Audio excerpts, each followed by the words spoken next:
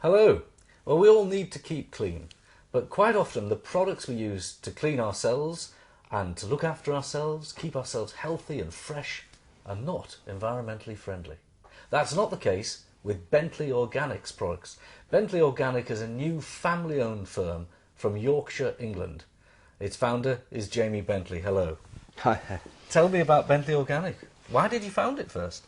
Well, Bentley Organic has come out of a family-based company in the north of England. It's actually been in my family since the 1850s, and the business has always made soap. We made soap for the textile industry, and then when my father was managing director of the business, we made soap for paper recycling. We've recycled paper to save millions of trees, and it's all been around the technology and chemistry behind soap making, and that's how we got into the personal care business. For the last 10 years, when I joined the company, which is actually called Stevenson Group, is the supplier of the raw materials, we supplied raw materials to the toiletries industry. And one of the key principles of what we were doing was you'd read the label on a product and it would say contains olive oil or contains whatever the real marketing catch was on the packaging. And when you looked at it, you thought, well, these products contain 0.5%, 0.1%, and you can actually use these natural materials to make the key raw materials. You can make the bulk of a bar of soap out of olive oil. And that was the concept. Can we supply raw materials based on natural ingredients? And the concept is, imagine a producer making candles, we're supplying wax. So all the real skill and formulatory stuff goes into the raw materials, and that's what Stevenson Group was doing. And Bentley Organic came as a natural progression to that. We actually bought a finished product manufacturing business, so we ended up in the business of making finished toiletries products. And if you look at the industry, you have a lot of products in both here and in the US labeled natural, labeled or with implied organic content, but actually very little. And then you have genuine natural and organic, or genuine organic certified products that are on the whole extremely expensive. And our concept was you can make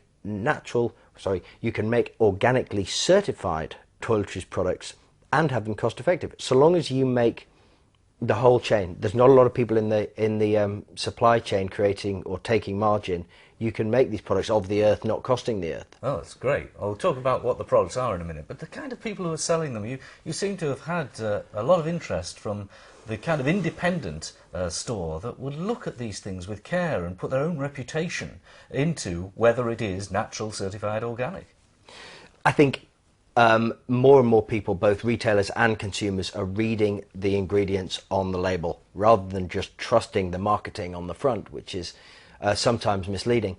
So I would agree that certainly in North America there is a large independent retail sector, and it's very important to get into this customer base, because those are the businesses who are explaining to their customers what they're using, and it's where there is a real opportunity to connect with the people who are really enthusiastic about organic and organic toiletries. And in the UK, it's the same. The independent retail sector is smaller, and we have actually had wider distribution in the UK.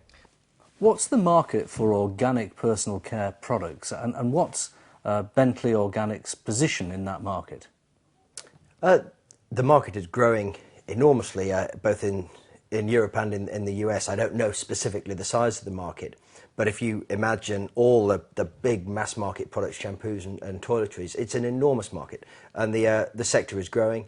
I think the key part of that is, where does Bentley Organic fit within that market?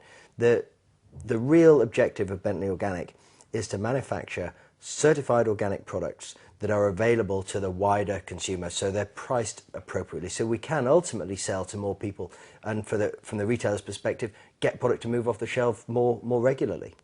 I understand there's currently legal action being taken by Dr. Bronner against a number of brands. What's that all about, and what's your view on that action? I think David Bronner is absolutely right in what he is saying. This is all about honesty of packaging. Well, honesty of packaging versus integrity of the formulation. And what David is saying is that a lot of brands are window dressing their labels, and they have brand names that might include the word organic, but the formula isn't organic, or they might claim something is a soap when actually it's a surfactant. And these products are taking considerable market share through really, I believe, kind of misguiding the consumer through the labelling. And David Bronner is adamant about his formulations. He puts in absolutely every effort to make the formulas as good as he can, and the labelling is absolutely honest. The Bronner products are fantastic products, and I think I support him in what he's doing. I don't envy him from the point of view of the legal case that he's fighting, but I completely support what he says.